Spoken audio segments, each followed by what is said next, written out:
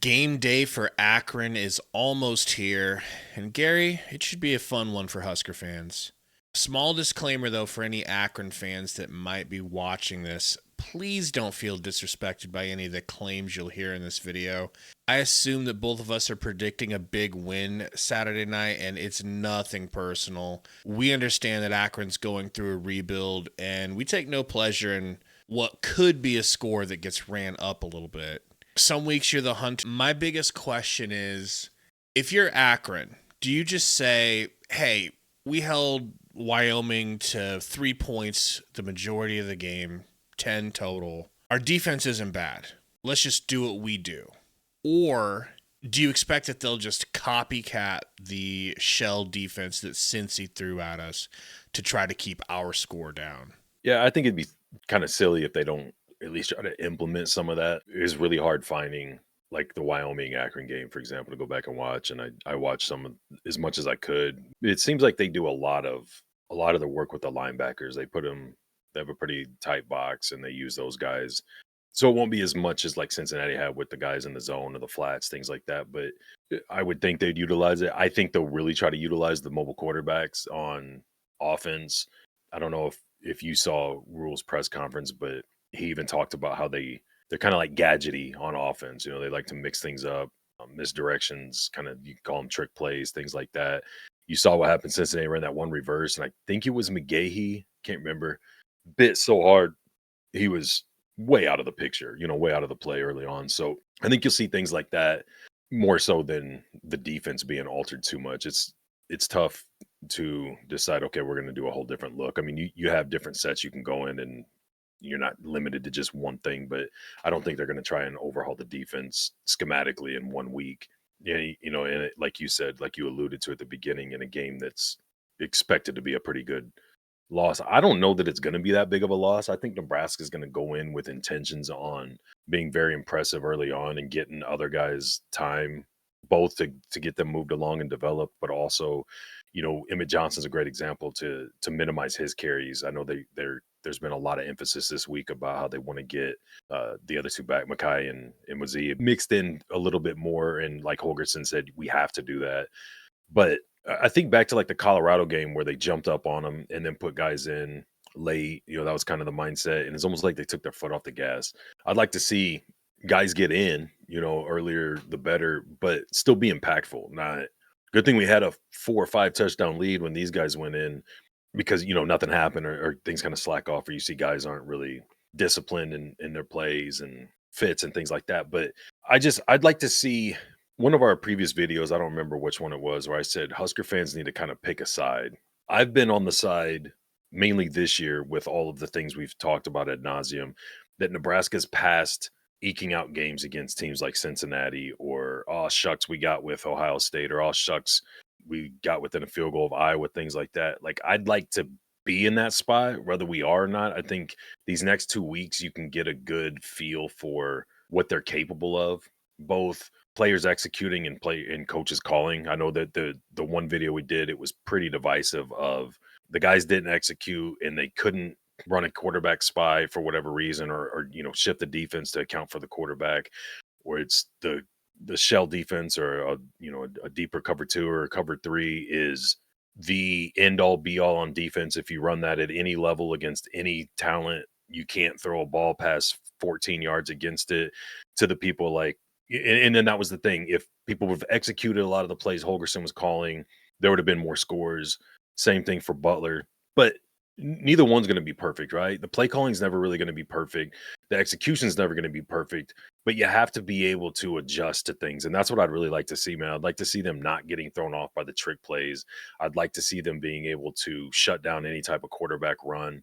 If something else is working for half of the game, I'd really like to see adjustments and adaptions to stop that or exploit it if things are working for us. Like I'm looking more from that standpoint. Like you said, it should be a I don't know, not be disrespectful, but it should be a pretty simple or easier win. And I hope over these next 2 weeks, yes, you can get some of the guys half the workload. Yes, you can get some more guys developed, but I would just like to see overall like how well our players correcting mistakes or missed assignments, and how well are coaches adjusting on the fly, or especially at half, things like that, which I felt was our biggest downfall against Cincinnati. I just don't think that Akron's going to have the run game to beat us or even really make it interesting. I know they do a lot of trick plays and everything, but the backside of our defense, I love. The corners, the safeties, the entire secondary just, I feel comfortable because A, they played so great against Cincinnati, but also that's just John Butler's thing. Like, that's what he's known for.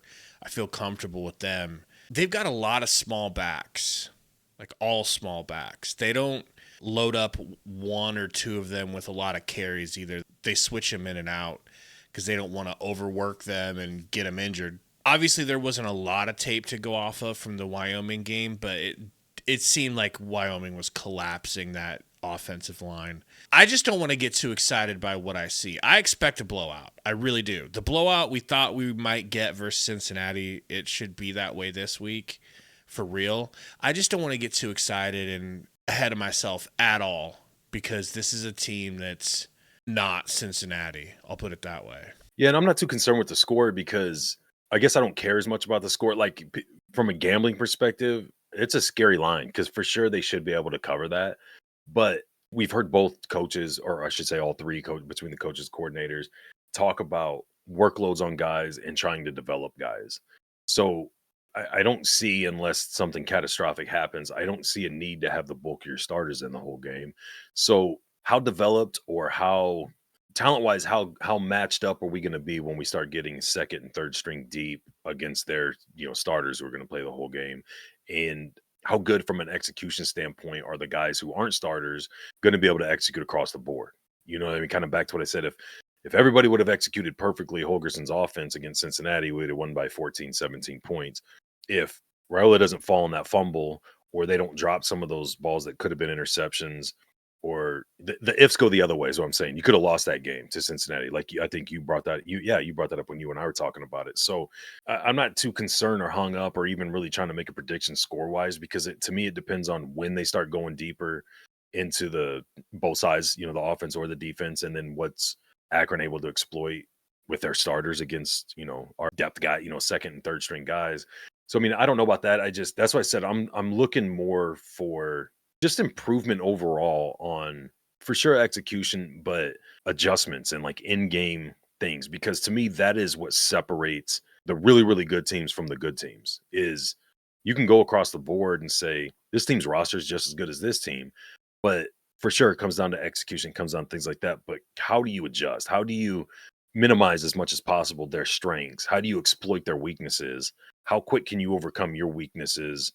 How comfortable or consistently can you lean into your strengths that they're like things like that is what I'd really like to see throughout this game, regardless of its being the starter, second string, third string, whatever. But like I said, saying that, I could see a big lead getting diminished slowly or slowly chipped away on later in the game. So I mean, as far as we should win by this much or covering the spread or a score prediction, I don't know, man. I'd like to see a little bit more rhythm, momentum on both sides of the ball, consistency. I don't know what the right word is, but just I'd like to feel better, if that makes any sense at all, after the game, of like, okay, play calling, execution wise, all those things flowed and gelled. Because I'm with you. This isn't a game where I'm looking, oh, we beat them by this much, let's bring on Michigan. Like, no, I want to see what the on field play calling, execution, all that looks like, and then whatever needs to be worked on. You got one more week before you go into Big Ten, and then really get to see what we're made of. So, yeah, score wise, I don't know. I don't know if you have a prediction, you want to throw something out for the hell of it, but I think it's too much of a crapshoot not knowing when you're going to start getting the bench in and how they're going to execute to try and come up with the score. So we'll see how it goes, man. I'm just looking for some good, clean, solid, and able to adjust and adapt to things throughout the game. Score wise for me, I'm going to go like 42-7, 42-10, something like that. I don't think that they get blanked again.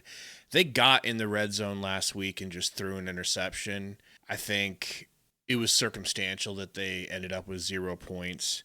Tell us in the comments, though, what you think the score will be. You probably think the Huskers are going to win, but if you don't, let us know as well. We might not have a live stream for the game. It could end up being just the second half, but we'll have a post-game video out as soon as possible. Thanks for hanging out. Until then, go Big Red.